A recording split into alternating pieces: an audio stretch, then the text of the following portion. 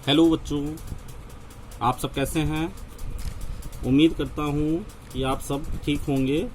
और आज हम सब लोग कक्षा 10 के पहले चैप्टर की शुरुआत करते हैं, जिसका नाम है वास्तविक संख्याएं।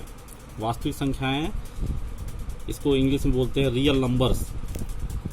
जैसा कि पिछली कक्षा में हम सब पढ़ चुके हैं संख्याओं के बारे में, जिसमें परिमेय संख्या, अपरिमेय संख्या क्या होती है, ये सब तमाम बातें हम लोग पिछली क्लास में कर चुके हैं। तो इसी क्रम में हम आगे बढ़ते हैं और वास्तविक संख्या नामक चैप्टर की शुरुआत करते हैं। प्यारे बच्चों, सब लोग आप अच्छी तरह जानते हैं भाग देना। कक्षा 3-4 से ही सिखाया जाता है भाग देना। भाग देते हम आ रहे हैं, कक्षा 10 तक आ गए। भाग देना अच्छी तरह सब लोग जानते हैं, जिसमें भाजक, भाज्य, भागफल और शेषफल, ये सभी चीज़ें सब लोग अच्छी तरह से जानते हैं। भाजक मतलब जिससे भाग दिया जाता है, भाज्य उसे कहते हैं जिसमें भाग दिया जाता है, और भाग देने के बाद जितनी बार जाता है उसे भागफल कहते हैं, और भाग देने के बाद जो चीज़ें बच जाती हैं उसे क्या बोलते हैं, शेषफल। किसी धन पूर्णांक से दूसरे धन पूर्णांक को, किसी धन पूर्णांक से दूसरे धन पूर्णांक को भाग देना सब बच्चे जानते हैं। और ये भी जानते हैं कि ये सब लोग जानते होंगे कि भाजक और भागफल का गुणा कर दें, इसका गुणा कर दें और शेषफल को जोड़ दें तो हमें भाज्य प्राप्त होता है। कोई भी भाग सही तब कहा जाता है जब इसका और इसका गुणा कर दें, भाजक गुणते भागफल और प्लस शेषफल करने पर भाज्य आता है। ये है चेक करने का तरीका कि भाग सही है कि नहीं सही है। तो हम लोग इसके बारे में, इस फार्मूले के बारे में सब पहले से जानते हैं, यहीं से ये बना हुआ है। यहाँ शेषफल और भागफल शून्य और कोई धन पूर्णांक हो सकते हैं।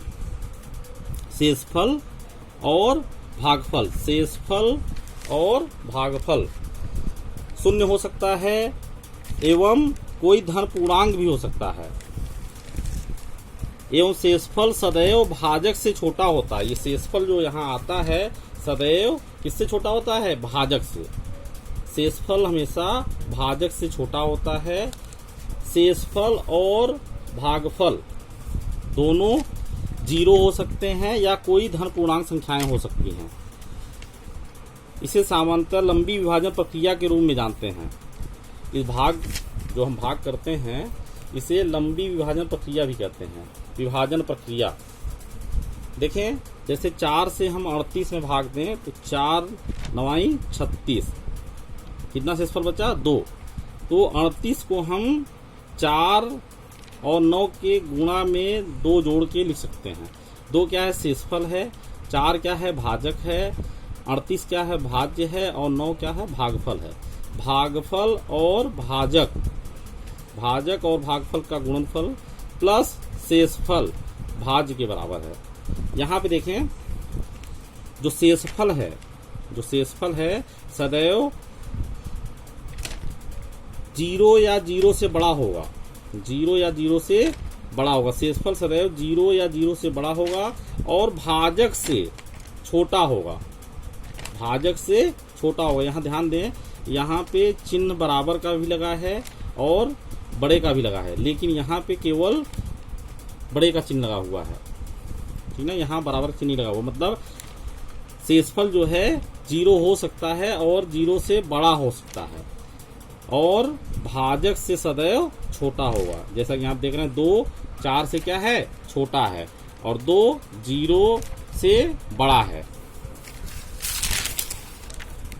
अब इसी बात को यूक्लिड विभाजन प्रमेयिका में निम्न प्रकार से परिभाषित किया गया है। जो भाग हम लोग प्रारंभ से सीखते आ रहे हैं और जो फार्मूला हम लोग देख रहे हैं कि भाज्य बराबर भाजक गुणते भागफल प्लस शेषफल है, उसी को यूक्लिड विभाजन प्रमेयिका में दूसरे शब्दों में कहा जा रहा है। वही चीज इसको दूसरे रूप में व्यक्त किया जा रहा है, जिसमें कहा जा रहा है यूक्लिड विभाजन प्रमेयिका 2 धनात्मक पूर्णांक ए और बी दिए रहने पर ऐसी अद्वितीय पूर्ण संख्याएं Q और R विद्यमान हैं कि A = BQ + R के रूप में लिखा जा सकता है, जहां R 0 होगा या 0 से बड़ा होगा और सदैव B से छोटा होगा। यहाँ कहा गया है यूक्लिड विभाजन प्रमेयिका में दो धनात्मक पूर्णांक a और b दिए रहने पर ऐसी अद्वितीय मतलब यूनिक अद्वितीय पूर्ण संख्याएं ध्यान देने की बात है, अद्वितीय पूर्ण संख्याएं q और r विद्यमान है कि a को bq प्लस r के रूप में लिखा जा सकता है, जहां r सदैव 0 होगा या 0 से बड़ा होगा और b से सदैव छोटा होगा। यहाँ दो चीजें समझें। पहले तो दो धनात्मक पूर्णांक संख्याओं के लिए, धनात्मक पूर्णांक संख्या किसे कहते हैं? प्राकृतिक संख्याएं, नेचुरल नंबर्स, जो कहाँ से प्रारंभ होते हैं? 1 से प्रारंभ होता है। 1 2 3 4 ये सब क्या है? धनात्मक पूर्णांक हैं। यहाँ देखिए एक शब्द यूज हुआ अद्वितीय, यूनिक। ये जो भागफल और शेषफल Q और R भागफल और शेषफल जो होता है वो क्या होता है? अद्वितीय होता है, यूनिक होता है। मतलब इसके अलावा कोई दूसरी संख्या यहाँ नहीं लिखी जा सकती।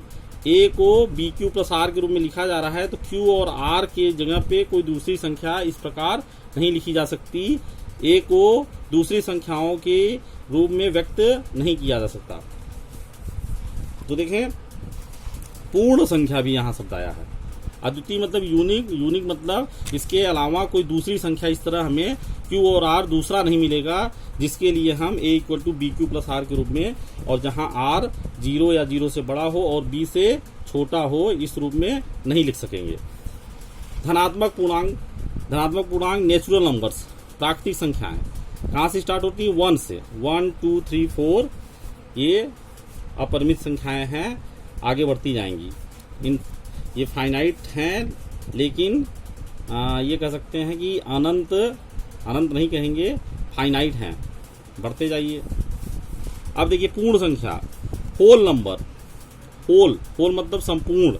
उसमें प्राकृतिक संख्याओं में 0 और ले लिया गया है। प्राकृतिक संख्याओं में 0 को ऐड कर लिया जाए तो क्या हो जाएगा? पूर्ण संख्या हो जाएगी। 0 1 2 3 4 ये सब क्या है? पूर्ण संख्या, होल नंबर।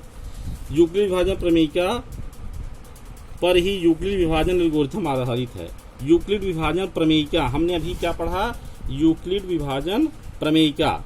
इसी पर यूक्लिड विभाजन प्रमेयिका पर ही आधारित यूक्लिड विभाजन एल्गोरिथम है। यूक्लिड विभाजन एल्गोरिथम यूक्लिड विभाजन प्रमेयिका पर ही आधारित है। एल्गोरिथम क्या होता है? एल्गोरिथम के लिए कहा जाता है कि सुपरिभाषित चरणों की एक श्रृंखला होती है। एल्गोरिथम सुपरिभाषित चरणों की एक श्रृंखला होती है जो एक विशेष प्रकार की समस्या को हल करने की एक प्रक्रिया या विधि होती है। एल्गोरिथम सुपरिभाषित चरणों की एक श्रृंखला होती है जो एक विशेष प्रकार की समस्या को हल करने की एक प्रक्रिया या विधि प्रदान करती है। यूक्लिड विभाजन एल्गोरिथम दो धनात्मक पूर्णांकों का एचसीएफ, यूक्लिड विभाजन एल्गोरिथम दो धनात्मक पूर्णांकों का एचसीएफ ज्ञात करने की एक तकनीक है। एचसीएफ मतलब हाईएस्ट कॉमन फैक्टर मतलब महत्तम समापवर्तक ज्ञात करने की एक टेक्निक है यूक्लिड विभाजन एल्गोरिथम। मान लीजिए हमें पूर्णांक संख्याएं दी हुई हैं 455 और 42 का एचसीएफ ज्ञात करने के लिए कहा जा रहा है। 455 और 42 का एचसीएफ ज्ञात करना। हम बड़े पूर्णांक 455 से प्रारंभ करते हैं और यूक्लिड विभाजन प्रमेयिका का प्रयोग करते हैं। 455 और 42 का हमें महत्तम समापवर्तक ज्ञात करना है, जहां 455 को हम 42 के गुणक के रूप में और शेषफल के रूप में इस प्रकार लिख रहे हैं।